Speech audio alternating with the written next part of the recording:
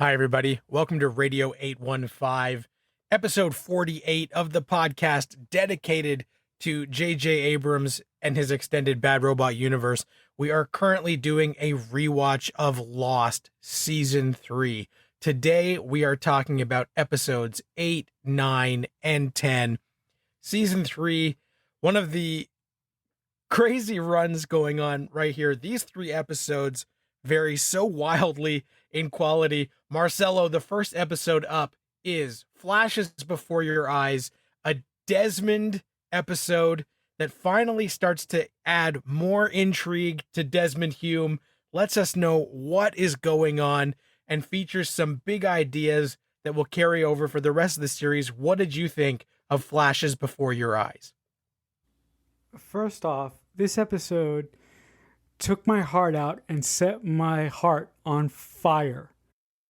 This episode really confirms my theory of what that magnetic magnet does at the center of the hatch. I mean, basically, I think Desmond went back in time in his own timeline, and it was really fun to see him try and convince everyone around him that he was a time traveler of sorts, and how he ran into Charlie and how he tried to change things with Penny but wasn't able to was just really, really heartbreaking.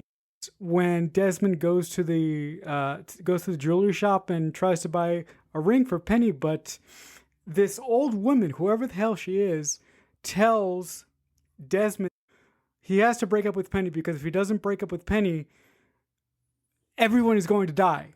This is that kind of time travel story. No matter what you try to change, if you go back in time, theoretically, the universe will find a way to self-correct itself. The stinger at the end of this episode is particularly fascinating because a couple episodes ago, we got our first inclinations that Desmond had some time travel capabilities when he was, when he placed that golf club to stop a lightning storm, or when he told Charlie to move over here because something was going to hit him. And what he says to Charlie at the end of this episode, he goes, I wasn't doing that to save myself. I was doing that to save you, right? Because you're going to die. And no matter what I do, it's going to happen. So just based on that, I found this episode heartbreaking and endlessly watchable. 100%. And that last line of the episode is an iconic line. You're going to die, Charlie. I just love it. It's such a great way to end the episode. That's like oh shit. But I love, this is one of my favorite episodes of this season so far, for sure, because having pick up where Desmond turns the key and says, I love you, Penny. And then he goes back, and at first we think he's covered in blood, and then we realize he's covered in paint. And as we're catching up with Desmond catching up, where he's realizing like he's lived this before. He has somehow traveled back in time consciousness-wise. And all the questions that brings up as he has his meeting with Widmore. We see more of his relationship with Penny. He runs into Charlie busking, singing Wonderwall out on the sidewalk.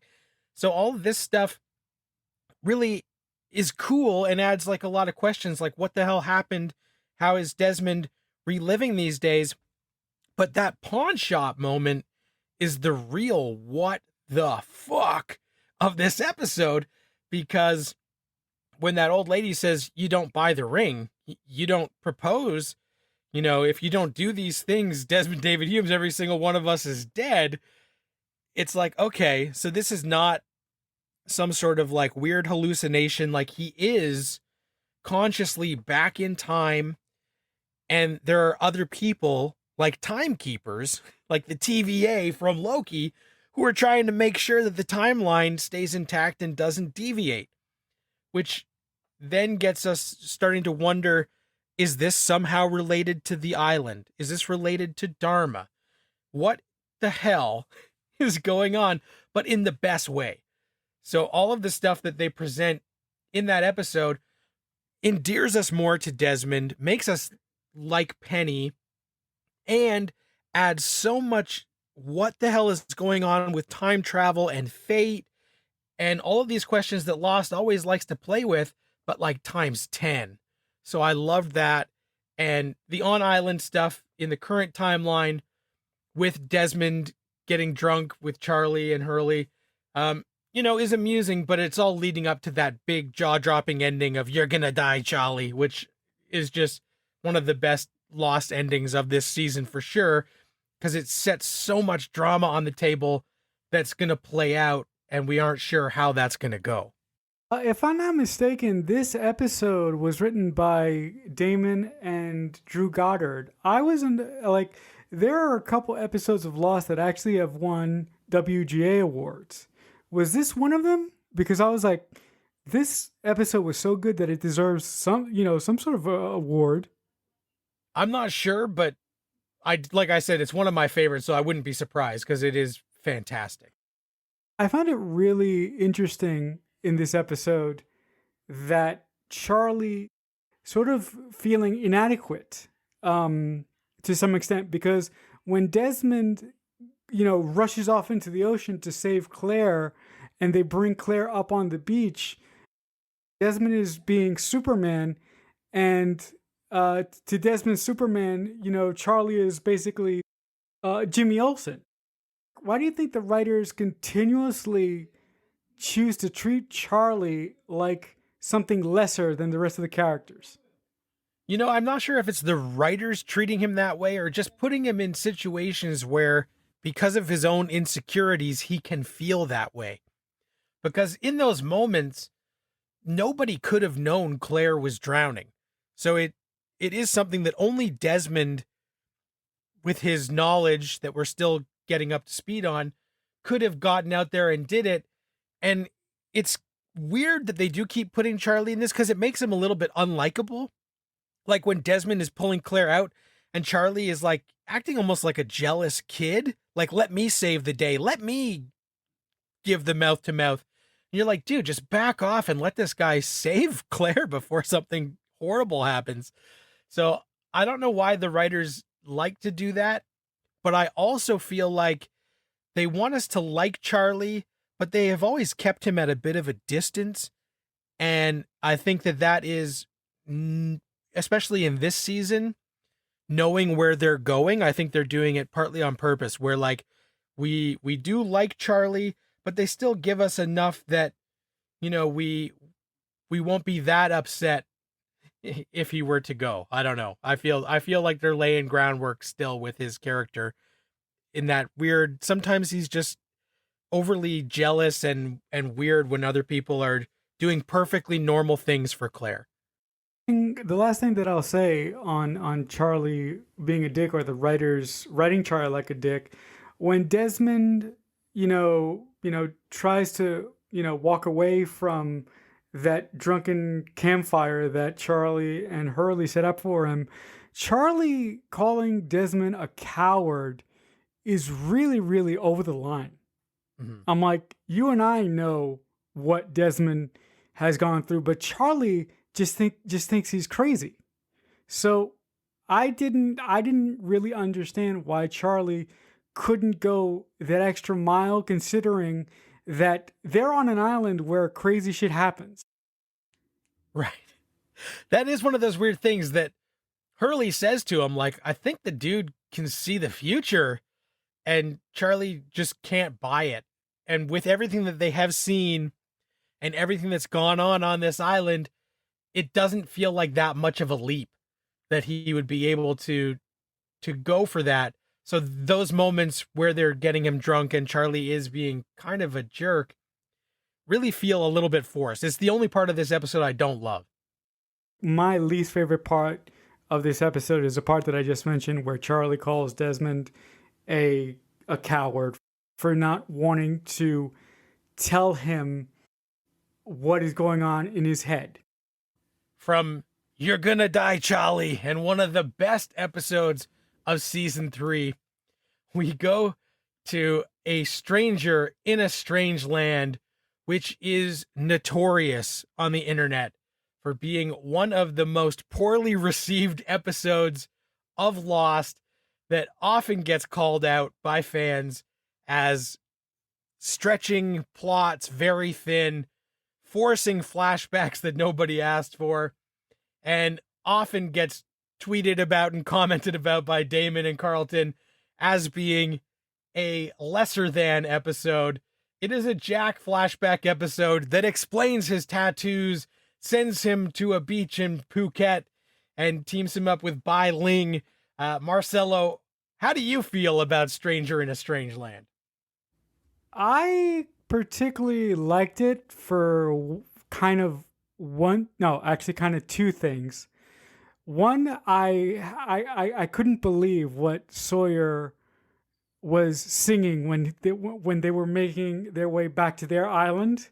I was like, if Matt doesn't bring this up on the show, I'm gonna find a new co-host.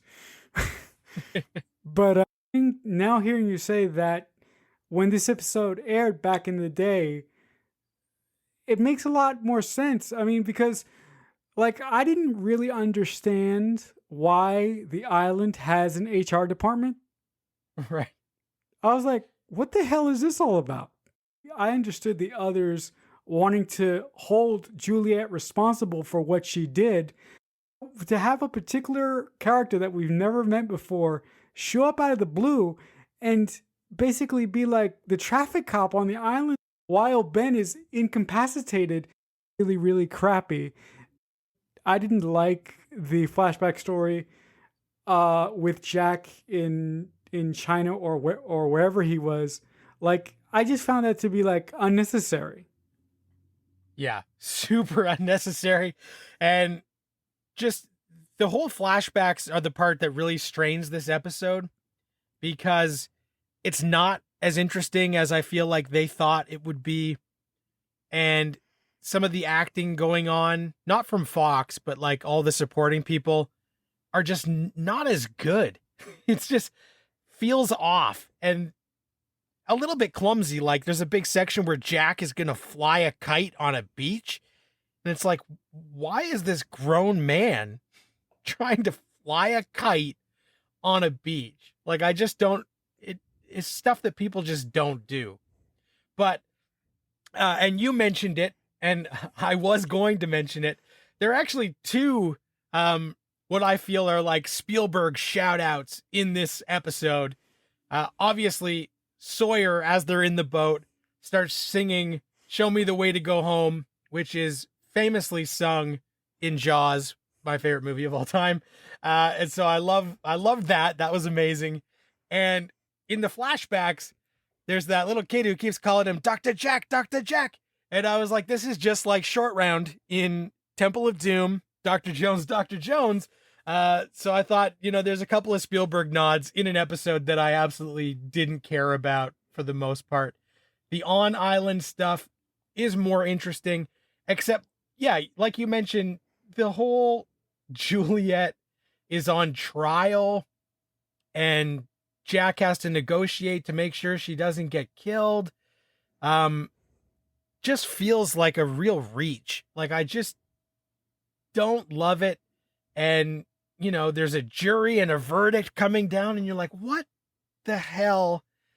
I feel like the way that we've seen the others operate, the fact that they would hold a meeting and vote because of her actions just doesn't seem like something they would do from what we know about them. So it just, a whole lot of this episode feels off. There are moments here and there that make it still worthwhile in terms of the overall mythology, but their individual scenes are just not working at all. The other thing that really irked me, and I didn't understand why it was there, for some reason, the writers thought that it would be a good idea to keep hampering on the Sawyer and Kate relationship, and just, it didn't.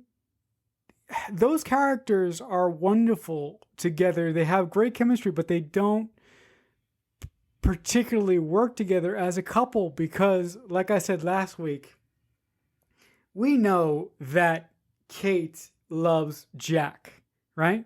And if you didn't understand that from the last episode that we covered last week, you're a bit rough. So I didn't understand why the writers spent so much time trying to drive a wedge between Sawyer and Kate. We are not even going to have these characters end up together. I guess they just needed something to write while they were walking through the jungle with Alex's boyfriend. Right.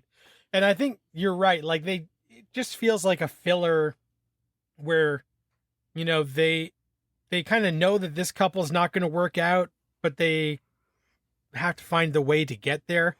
So it's odd. And I do think that, it's strange that we're driving the wedge immediately. And when Sawyer lets Carl go, Kate gets pissed off, and, Sawyer calls her out saying she feels guilty for screwing Sawyer. And so it's just, a lot of this episode feels off and unnecessary.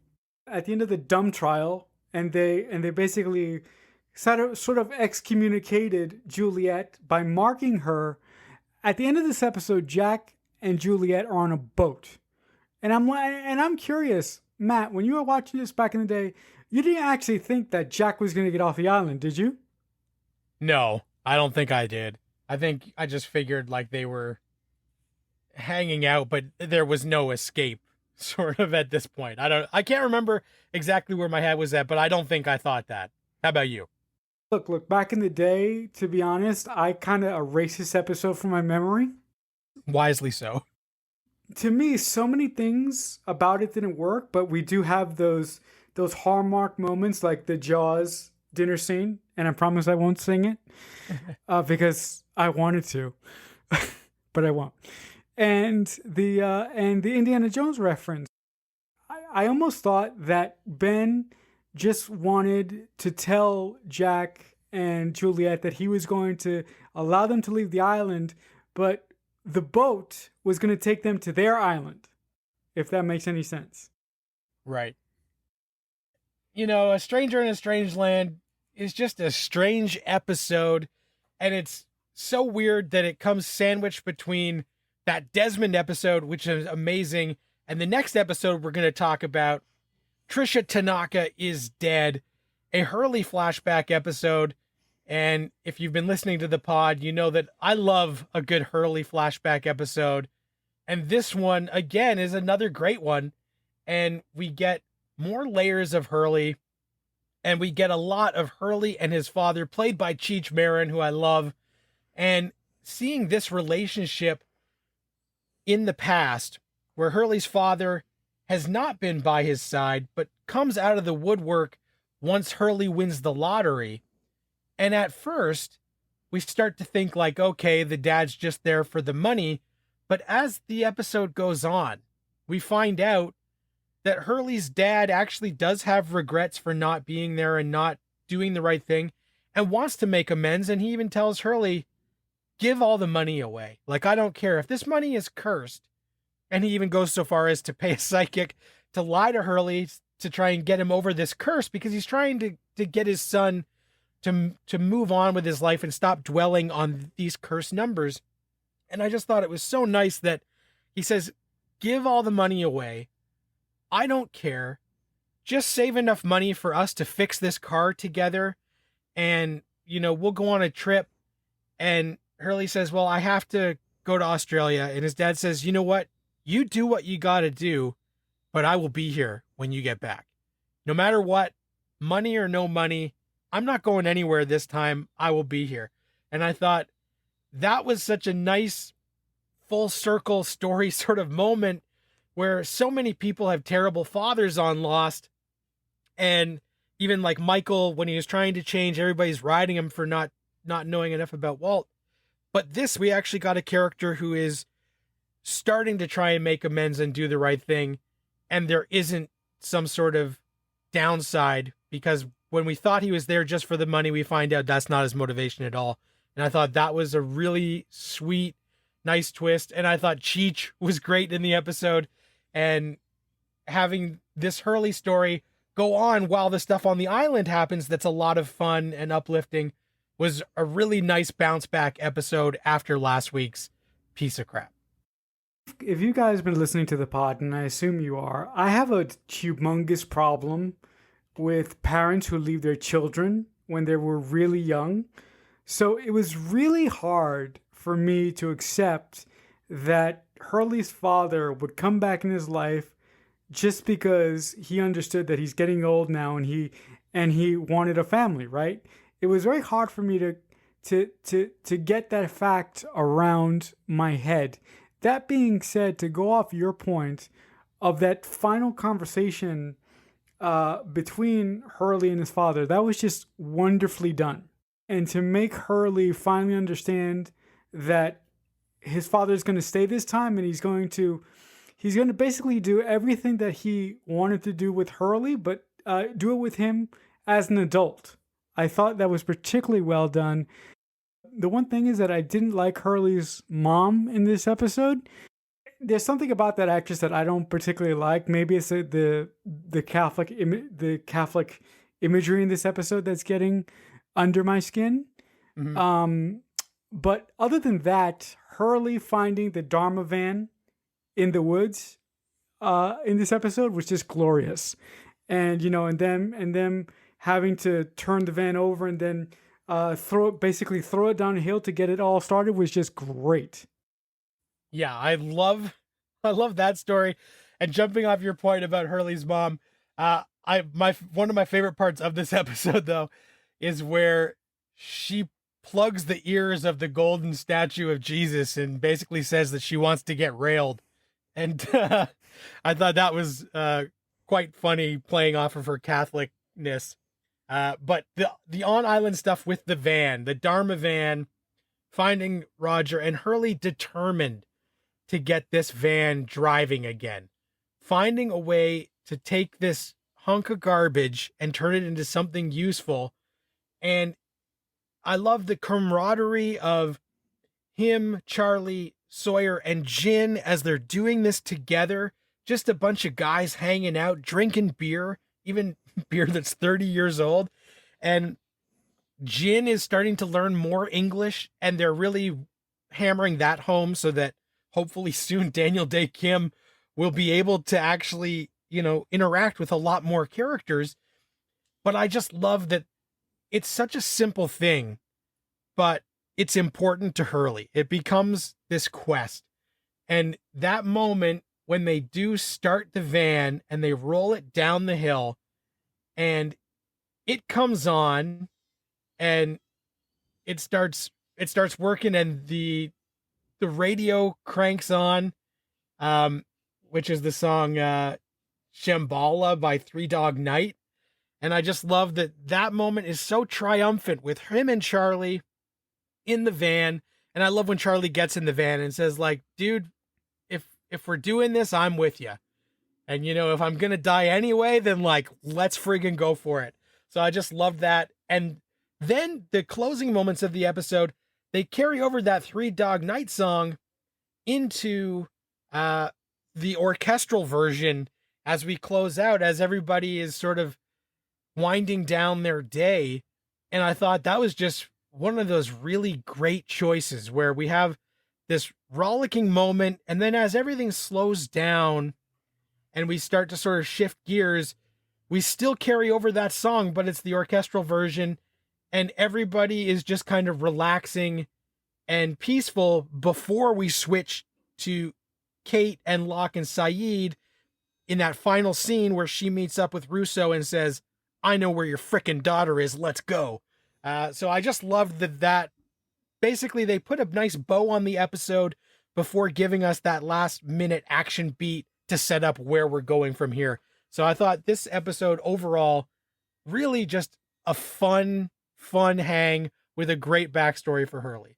When Hurley's chicken joint got hit by a meteorite, I was like whoring laughing. I love that particular moment. And the reporter, Tricia Tanaka gets killed. Oh my God. Yeah, but the thing is, I'm like, Is she that like did the Family Guy steal her name? Because I can't remember if I heard that name in Family Guy or Lost. I keep thinking maybe Family Guy took the character's name and they just moved it over, I think. I think you know what? I'm not sure who came first, but it's definitely very similar. Because I even thought like, yeah, I think Family Guy has a character similar to that when they did it. So I don't know.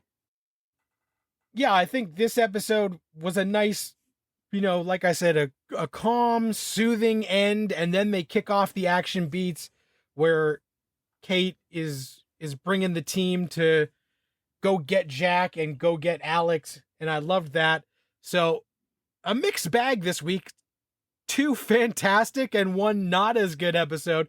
If you are watching along with us, next week we will be talking about episodes 11, 12, and 13 of season 3 of Lost. So give those a watch, because that's what we'll be chatting about next week. If you want to reach out to us or have any questions or comments about the show, you can tweet on Twitter with hashtag Radio815. You can direct message us on Twitter at JJUniverse815. You can hit me up on Twitter at Matt Crandall. And Marcelo, Twitter's the best spot for people to reach you. What's your handle on there? I'm at CreekFanatic88. All right. So thanks very much for listening. We appreciate it. We hope you're having fun with Lost like we are. It's a great time. We will see you all next week. Until then, Radio 815 over and out.